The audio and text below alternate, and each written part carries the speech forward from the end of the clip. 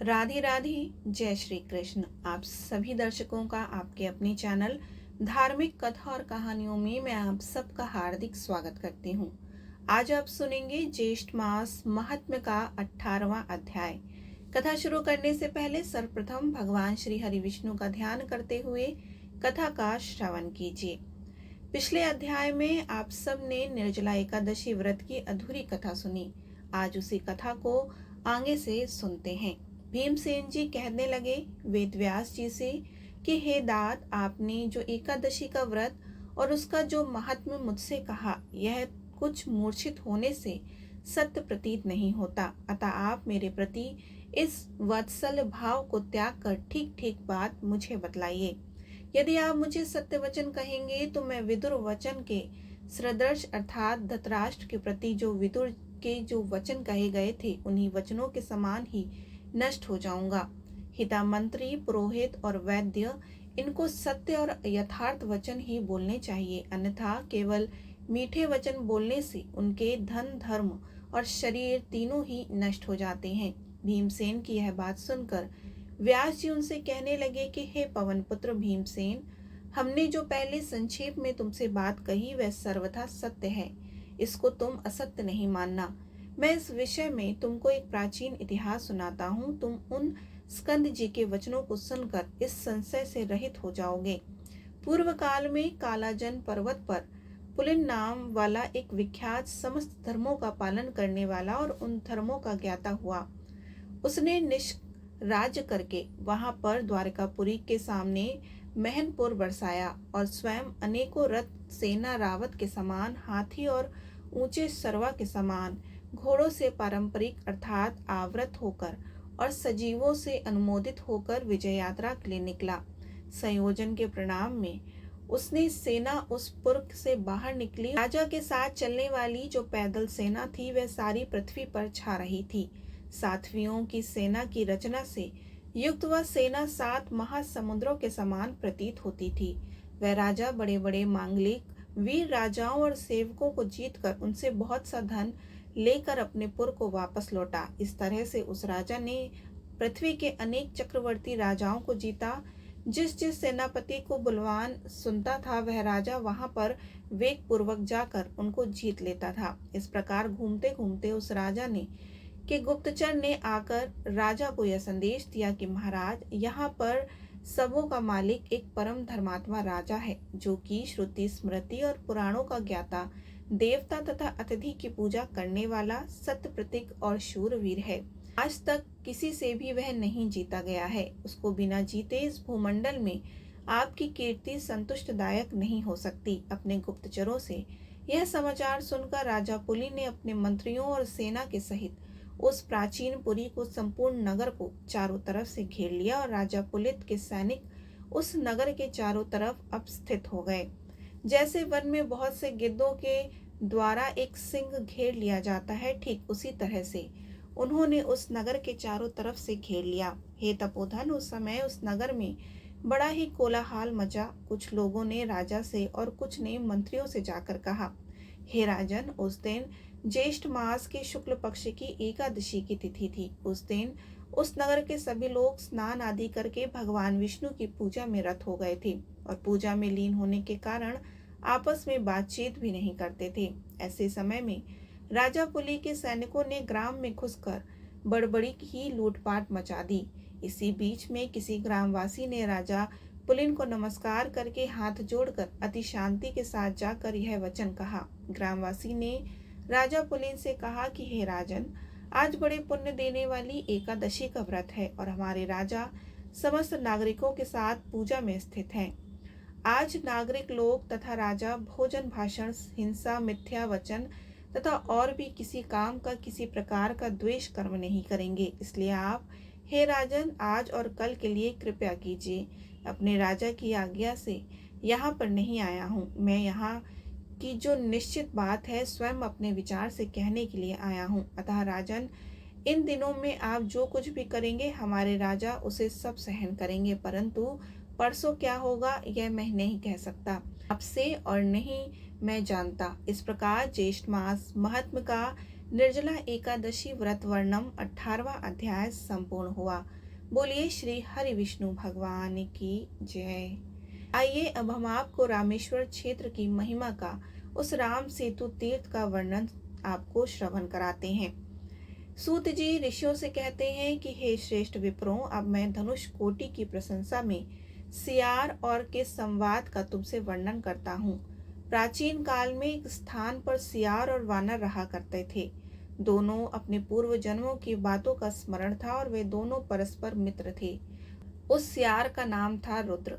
भूमि एक समय वानर ने श्रीगाल को अर्थात उस सियार को शमशान भूमि में देखकर पूर्व जन्म का स्मरण करते हुए उससे पूछा कि हे सियार, तुमने पूर्व जन्म में कौन सा अत्यंत भयंकर पाप किया था जिससे कि तुम शमशान भूमि में घृणित एवं दुर्गंध युक्त मुर्दों को खा रहे हो। वानर के ऐसा पूछे जाने पर सियार ने उससे कहा कि वानर, मैं पूर्व जन्म में वेदों का पारंगत विद्वान और समस्त कर्म कलाप का ज्ञाता ब्राह्मण था। मेरा नाम था वेद शर्मा। मैंने उस जन्म में एक ब्राह्मण को धन देने के लिए संकल्प करके भी वह धन से उसे नहीं दिया। उसी से सियार हुआ। अब इस प्रकार के अत्यंत घृणित पदार्थों को मैं खाता हूँ। जो दुरात्मा देने की प्रतिज्ञा करके भी उस वस्तु को नहीं देते, वे अत्यंत गणित सियार की योनि को प्राप्त होते हैं। हे वानर, ब्राह्मण को देने की प्रतिज्ञा करके यदि वह वस्तु उसे ना दी जाए तो उसी क्षण उसे 10 जन्मों का पुण्य नष्ट हो जाता है। इसलिए समझदार मनुष्य को यह उचित है कि वह देने की प्रतिज्ञा करने पर उस वस्तु को अवश्य दे डाले। ऐसा कहकर सियार ने वानर से पूछा कि तुमने क्या पाप किया था कि तुम वानर हुए। तब नर बोला कि पूर्व जन्म में मैं भी ब्राह्मण था और मेरा नाम था वेदनाथ। मेरे पिता विश्वनाथ नाम से विख्यात थे और मेरी माता का नाम कमला था। सियार, पूर्व जन्म में भी हमारी और तुम्हारी मित्रता थी। तुम इस बात को क्या नहीं जानते, परंतु पुण्य के गौरव से मुझे उस बात का स्मरण है। पूर्व जन्म में मैंने ब्राह्मण का साग चुरा लिया था, उसी पाप से मैं वानर हुआ। अतः ब्राह्मण का धन अप्र नहीं करना चाहिए। ब्राह्मण का धन लेने से नरक होता है। नरक भोगने के बाद वानर की योनि मिलती है। ब्राह्मण का धन अपहरण करने से बढ़कर दूसरा अन्य कोई पाप नहीं। विष तो केवल पीने वाले को मारता है, किंतु ब्राह्मण का धन समुच्च कुल को जला डालता है। ब्राह्मण के धन का अपहरण करने से पापी मनुष्य कुंभीपाक नामक नरक में पकाया जाता है। तत्पश्चात शेष पापों के फल स्वरूप यह वानर योनि को प्राप्त होता है। इसीलिए ब्राह्मण के धन का अपहरण नहीं करना चाहिए।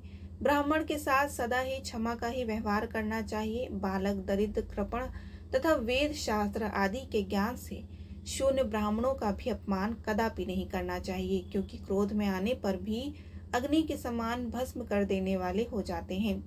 सियार, कितने ही समय से ऐसा कष्ट भोगते हुए हम दोनों को इस पाप से छुड़ाने वाला कौन होगा।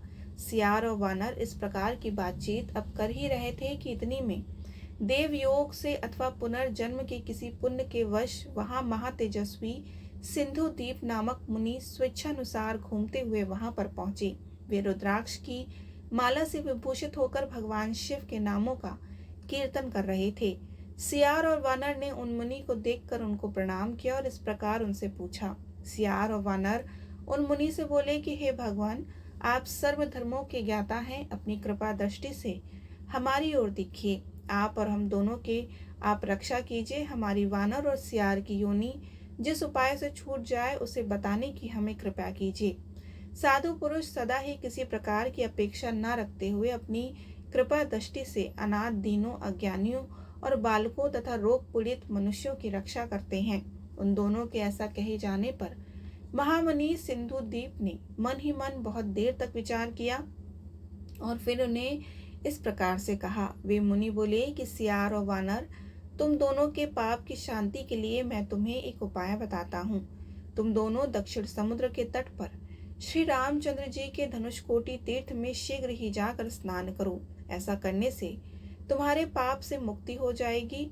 सिंधुदीप मुनि के इस प्रकार वचन को सुनकर सियार और वानर बड़े ही प्रयास से धनुषकोटि तीर्थ में गए। उस जल में स्नान करके सब पापों से मुक्त होकर श्रेष्ठ विमान पर आरूढ़ होकर देवलोक में चले गए।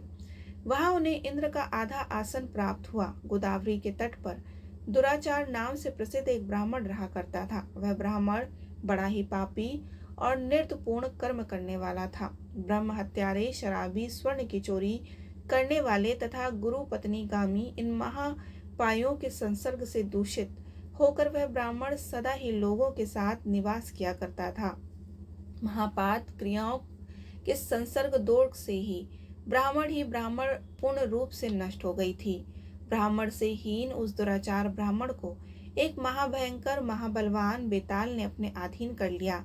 उस बेताल के आवेश से अत्यंत पीड़ित एवं परवश होकर वह ब्राह्मण देश देश और वन वन घूमने लगा। घूमते घूमते वह ब्राह्मण श्री रामचंद्र जी के धनुषकोटि में चला गया। वहां बेताल ने प्रेरित करके उसे धनुषकोटि के जल में नहलाया। स्नान करके वह ब्राह्मण जो ही जल से निकला, बेताल ने उसे छोड़ दिया। तब वह ब्राह्मण स्वस्थ होकर विचार करने लगा कि इस समुद्र के किनारे कौन सा देश है। गोदावरी के तट पर निवास करने वाला मैं यहाँ पर कैसे आ गया। इसी चिंता में पड़ा हुआ वह ब्राह्मण धनुषकोटि निवासी योगी परवर महात्मा दत्तात्रेय के पास गया और उनको प्रणाम करके वह ब्राह्मण बोला कि हे भगवान, मैं नहीं जानता कि यह कौन सा देश है।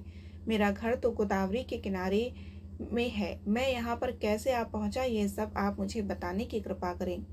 उस ब्राह्मण की यह बात सुनकर महायोगी दत्तात्रेय ने थोड़ी देर तक ध्यान करके उनसे कहा कि पहले महापात क्रियाओं के संसर्ग से तुम्हारी मणि नष्ट हो गई थी, इसीलिए तुम्हें इसी बेताल ने पकड़ लिया था।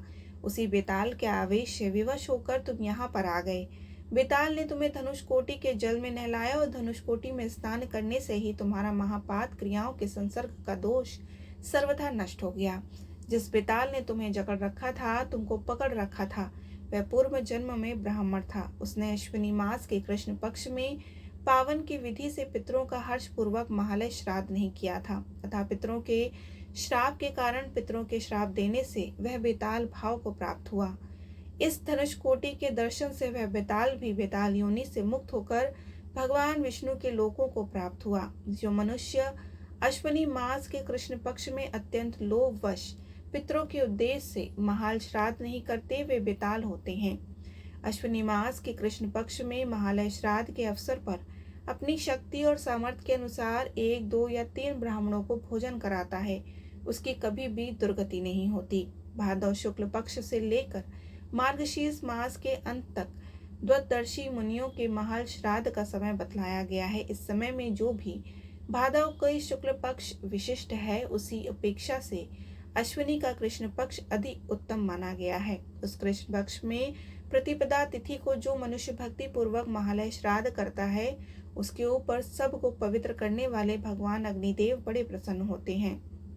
वह अग्नि को प्राप्त होता है। जो मनुष्य द्वित तिथि में महालय श्राद्ध करता है, उसके ऊपर गिरजापति भगवान शंकर प्रसन्न होते हैं। वह कैलाश को प्राप्त होता है। जो तृतीया की तिथि में भक्ति पूर्वक महालय श्राद्ध करता है, उसके ऊपर ब्रह्मा, विष्णु और महेश यह तीनों देवता अनुग्रह करते हैं। इसी प्रकार तृतीया से लेकर चतुर्दशी महाल श्राद्ध की उत्तरोत्तर अधिक से अधिक महिमा है। जो मनुष्य भक्ति पूर्वक अमावस्या तिथि में महाल श्राद्ध करता है, उसके पितरों को अनंत काल तक तृप्ति बनी रहती है। स्वर्गलोक में देवताओं को अमृत पीने से जो तृप्ति होती है, ठीक वैसे ही अनंत तृप्ति पितरों को अमावस्या में महालय श्राद्ध करने से होती है। अमावस्या तिथि भगवान शंकर को अत्यधिक प्रिय है। यह तिथि परम शांत है। इसमें महालय श्राद्ध करके वेद वेत्ता ब्राह्मणों को भोजन कराना चाहिए। अमावस्या को श्राद्ध करने वाला पुरुष प्रत्येक आत्मा और ब्रह्मा की एकता को जानकर सायुज्य मोक्ष को प्राप्त होता है। भाद्र मास आने पर देव स्वरूप पितृहर्ष से नाचने लगते हैं और हमारे पुत्र हम लोगों की तृप्ति के उद्देश्य से श्रेष्ठ ब्राह्मण को भोजन कराएंगे। उस भोजन से हमें अत्यंत दारुण नरक का कलेश नहीं भोगना पड़ेगा और जब तक चंद्रमा और सूर्य बने रहेंगे तब तक हमारा स्वर्गलोक में निवास होगा। पितरों को तृप्ति देने वाले भाद्रपद मास तथा अश्विनी मास प्राप्त होने पर प्रतिदिन भक्ति पूर्वक एक एक ब्राह्मण को भोजन कराना चाहिए और इससे पितृकुल और मातृकुल की तृप्ति होती है। अश्विनी कृष्ण सप्तमी से लेकर अमावस्या तक मनुष्य प्रतिदिन 3-3 ब्राह्मणों को सत्कार पूर्वक भोजन कराए। द्वादशी से लेकर अमावस्या तक उस समय तक तो यह अवश्य ही ऐसा करें। वेद वेदता ब्राह्मणों को इस प्रकार भोजन करावे जिससे कि उन्हें पूर्णता तृप्ति हो। उस ब्राह्मण की तृप्ति से ब्रह्मा, विष्णु और शिव तीनों तृप्त होते हैं। अग्नि, स्वतः आदि, पितृ, इंद्र आदि देवता और अधिक कहाँ तक कहीं तीनों लोग भी तृप्त होते हैं। मनुष्य महालय पावरण विधि से श्राद्ध करें। महालय श्राद्ध से पितृकुल के पितरों की ही भांति मातृकुल के माता आदि पितरों को भी प्रसन्नता पूर्वक भोजन कराना चाहिए। भोजन के पश्चात यथाशक्ति दक्षिणा देनी चाहिए। जैसे आगे चलने वाले बैलों के बिना गाड़ी रास्ते में आगे नहीं बढ़ती, ठीक उसी प्रकार से पितृयज्ञ भी बिना दक्षिणा के सफल नहीं होता। अतः कल्याण की सिद्धि के लिए महाल श्राद्ध अवश्य करना चाहिए। यदि माता पिता की शिया के दिन एक उद्दिष्ट श्राद्ध मूल से ना किया हो तो भी महालय श्राद्ध अवश्य करें। यदि अपने पास शक्ति ना हो, समर्थ ना हो, तो दूसरे के धन की याचना करके भी पितरों का महाल श्राद्ध अवश्य करें।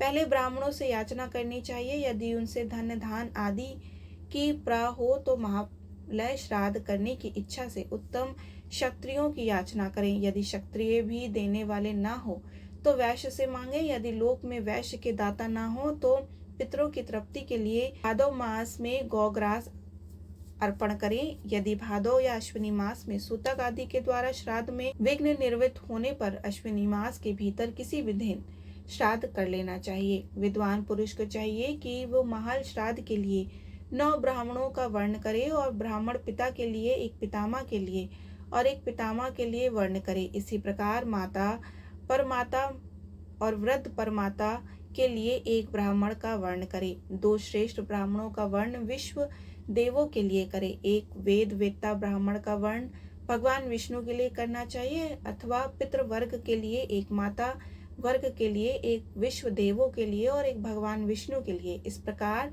4 ब्राह्मणों का महाल श्राद्ध के लिए वर्ण करें।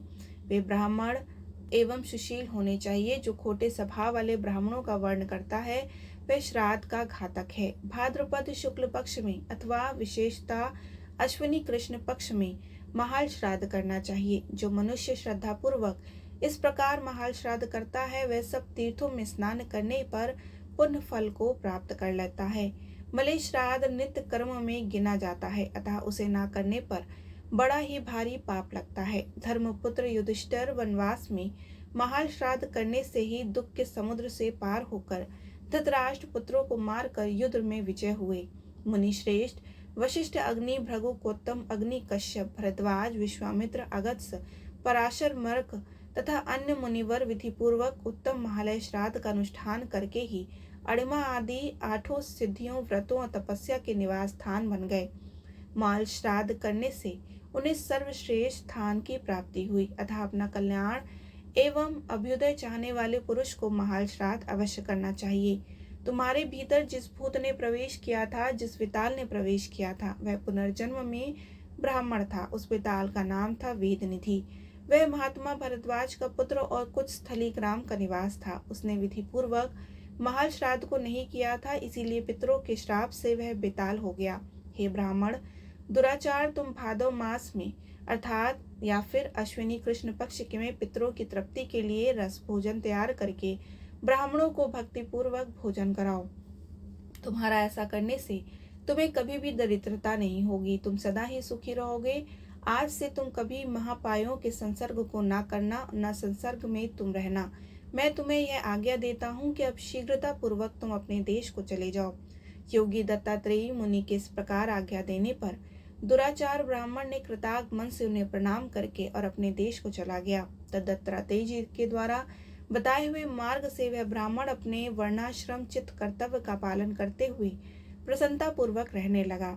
उसने महापात क्रियाओं का संसर्ग त्याग दिया और श्री रामचंद्र जी के धनुषकोटि तीर्थ में स्नान करने की महिमा से वह दुराचार नाम वाला ब्राह्मण देववासान होने पर परम मोक्ष को प्राप्त हुआ। हे ब्राह्मणों, इस प्रकार मैंने तुम्हारे दुराचार के उद्धार के लिए पवित्र कथा सुनाई। इस प्रकार धनुषकोटि तीर्थ में बड़े बड़े पातकों का नाश होने वाला है। कथा हम यहीं सब पूर्ण करते हैं। इसके आगे की कथा हम आपको अगले वीडियो में सुनाएंगे। वीडियो अच्छी लग रही हो तो लाइक, शेयर और सब्सक्राइब करना मत भूलिए। राधे राधे।